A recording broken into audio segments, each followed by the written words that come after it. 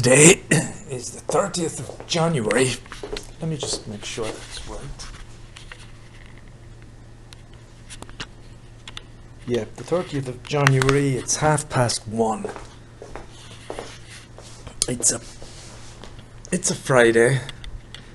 1:30. Flo's gone to Maraval back Sunday night because I've got a doctor Merite appointment Monday morning early.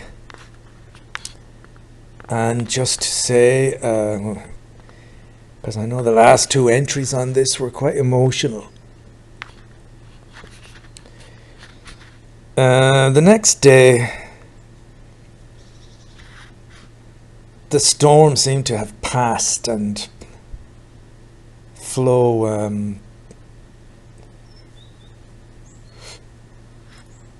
seemed to have calmed down.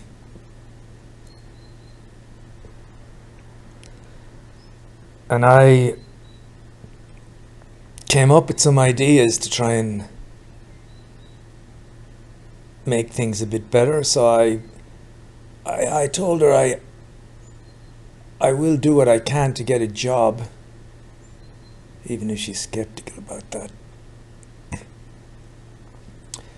I told her I can certainly try all the Teach English sites now that we've got the fibre optics. I also told her that, which I did yesterday, I said every day when you're here I can go out for a walk so that you have some space to yourself, because I know more than anyone what it's like to be always with someone when everyone wants to be on their own every now and again. And so yesterday I went for a long walk. I walked all the way in, went to the negotiation, had a coffee, kept walking out to the boulangerie across from the vet, had another coffee, and then I even walked, because I just wanted to see if I could, I went to Intermarché and I got some stuff and I put it in my bag, came back, and I walked a slightly different way back into Orizon, past the graveyard, up that way. And I kind of took my time, and so I left at 1 and I wasn't back till after 4.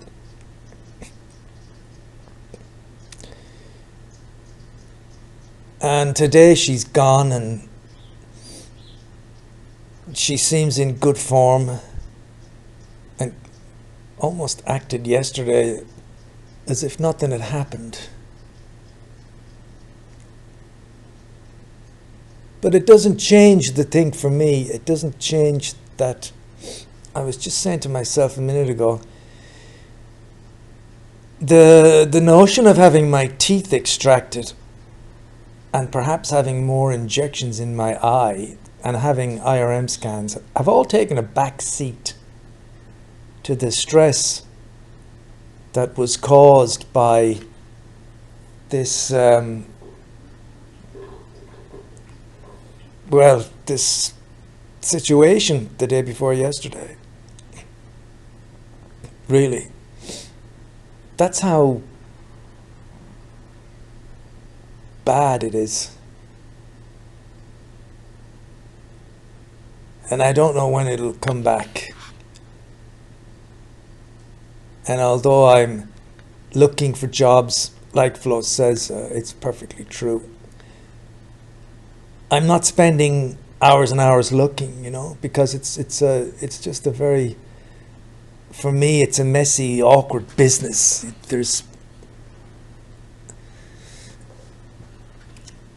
It shouldn't be, and I need to probably get myself in gear and just find a way of sifting through jobs and stuff and learn how to, I mean, my God, it's not that difficult to write letters or anything now with all the technology we have.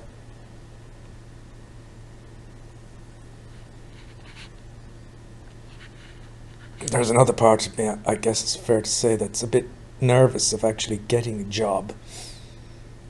We're talking now about going back to the 5-star hotel in Man and maybe applying for some night work job or some reception job. But again, I have no confidence. I always tend to see the what if this happens side.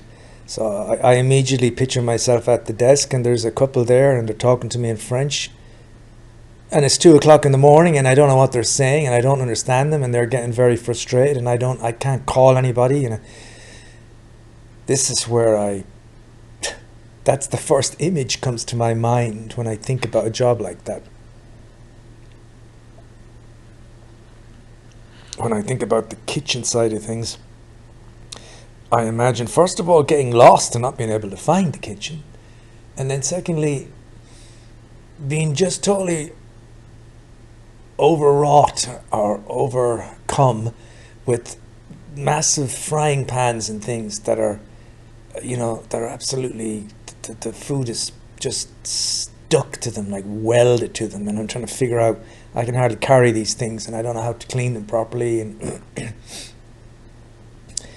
it's exhausting to carry these things, and I don't know what I'm doing. It's just me, really.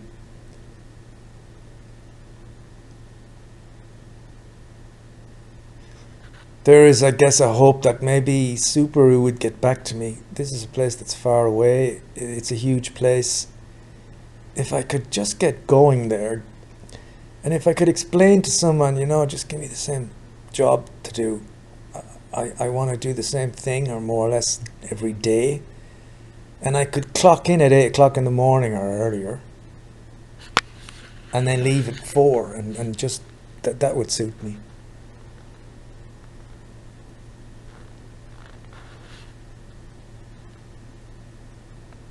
But everything is complicated for me, it seems.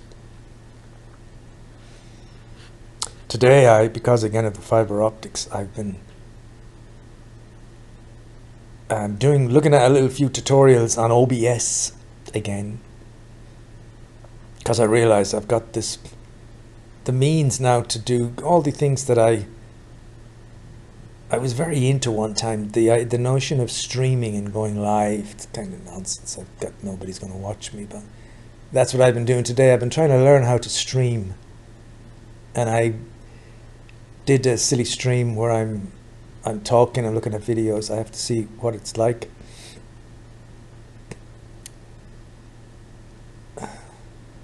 If Flo was here, she'd say, why don't you spend your time looking for a job instead of all that stupidity?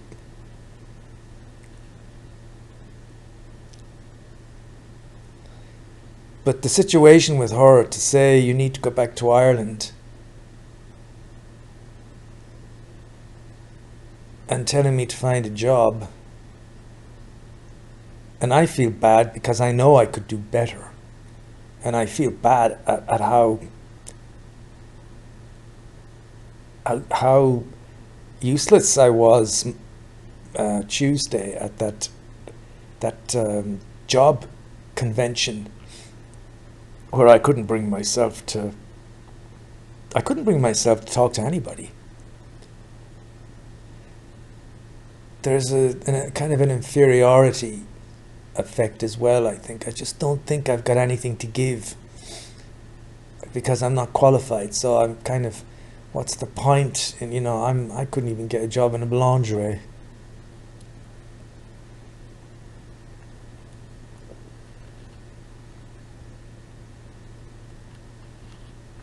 The only thing I can do that's not beyond me is putting little boxes on shelves. I think I can do that.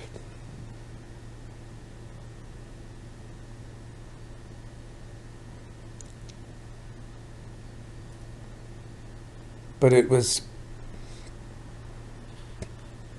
so brutal, that discussion we had. She said so many fucking bad things to me.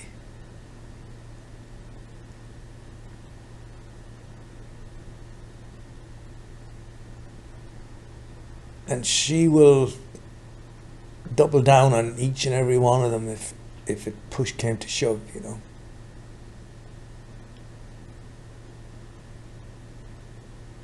And it doesn't matter how it makes me feel. That's, for her, it seems to be beside the point. It's irrelevant.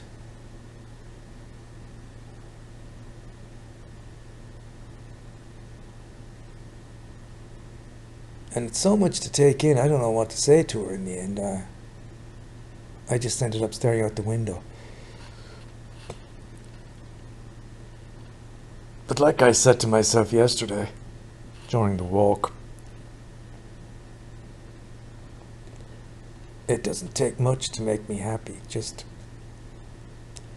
I go for a walk, I get some fresh air, maybe listen to some music, do some kind of audio stuff like this, do some tutorials or live stream something, or try and come up with some video to upload, because I do like doing that.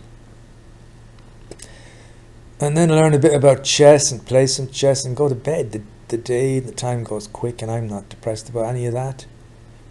Flo would say, of course you're not. Of course you're happy. You're not doing anything. You got nothing to do.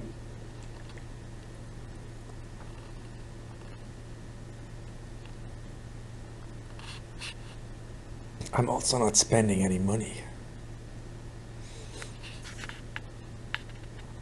I could easily live on the cheapest stuff.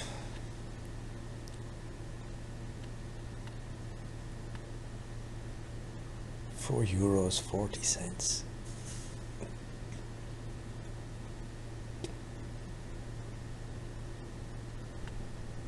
Anyway,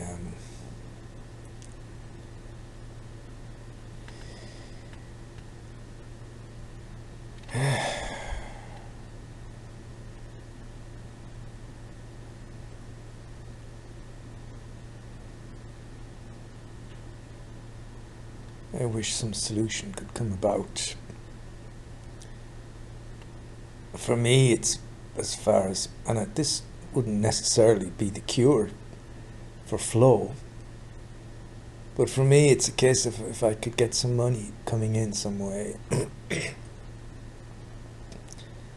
then I'd have the right to live my life as I want, you know. And I know that even if I was earning money, I'd be feeling sooner or later Flo would, she'd still be going on about what's the point of us staying together, we're not a couple, we don't have any interest, even though we eat together, we talk, we watch movies, we sleep together. We seem like a fairly normal couple to me. But when Flo gets into the mood, I think she just goes a little crazy. During my walk this morning, I was saying it's maybe the thing to do during those times is just to let her vent. Because at the end of the day, you know, I don't think anyone is throwing me out.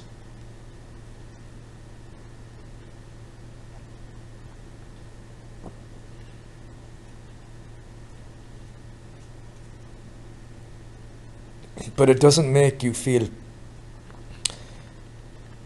any better when you know you've got the right to be here. It doesn't make you feel good when you have the thought that you're with someone that genuinely finds your presence really irritating. And they can't stand the sight of you anymore, and they just would love to see the back of you. That's the way it came across. They just don't want to have anything to do with you anymore.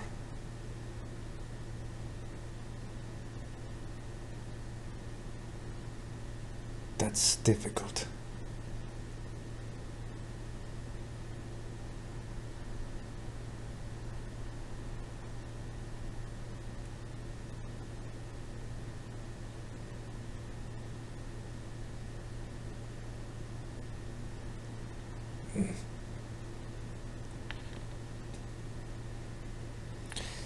Anyway, there's three very depressing audio files in this 1, 2, 3. I know there have been many in the past along similar lines.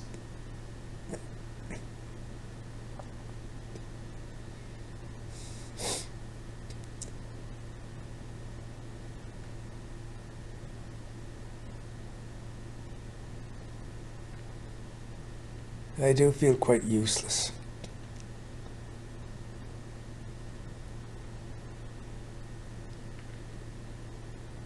because what she says is true in a way, even if it's kind of a very bullying way to go about it. And it's also, she has no interest in the way I am and in what causes me anxiety and what causes me to feel okay. She just projects the way, it's like there's one rule for everything. Well, you can't stay here in your bubble, you don't mix with anyone. That can't be good, you can't be happy, you can't go on like that. And I can say, but I am happy, I don't mind being like this.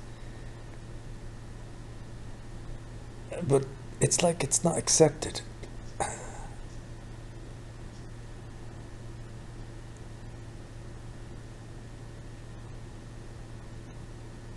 It's like someone is just not aware that there are other types of people, other ways of being.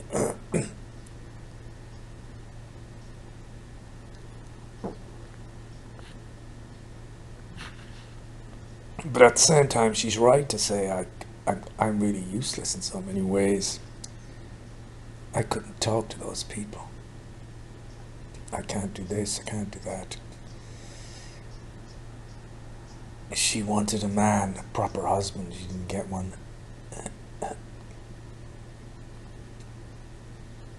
All these things, they kind of hurt. They also build up resentment. Where a part of me is like, God, I wish I had a job and was earning $2,000 a month. And I could find one of those lovely apartments, like the one in Orizon I was looking at yesterday, on the 3rd or 4th floor up, like in Narbonne. And I could just go there and bring a handful of things.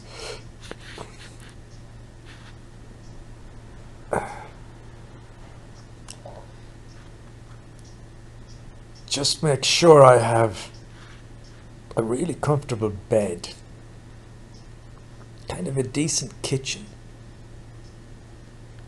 and a bit of space to put a few things like my, if I was moving out, notebooks and my laptop and a few things. But I'd be quite happy to have the place very empty of things.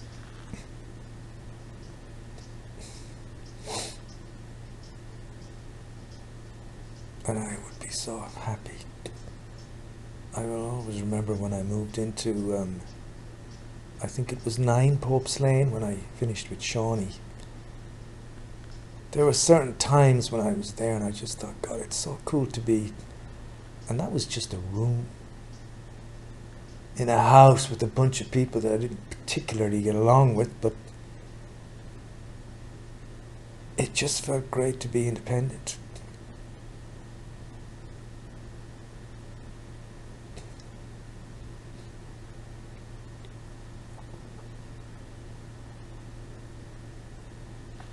I mean, it's a dream.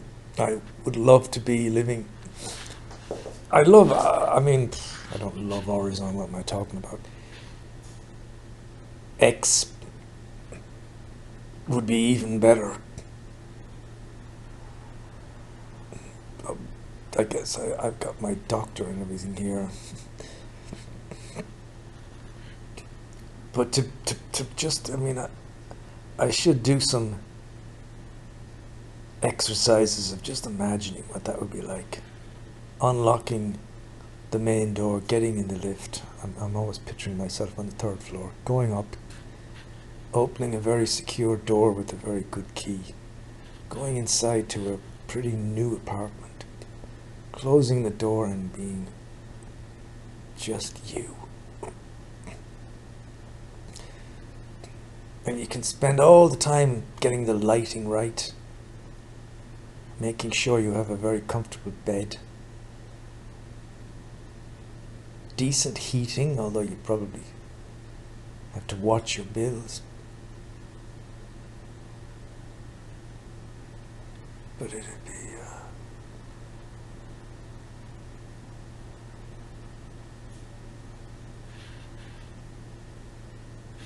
anyway, I'm almost forgetting I'm recording now. I'm going to stop.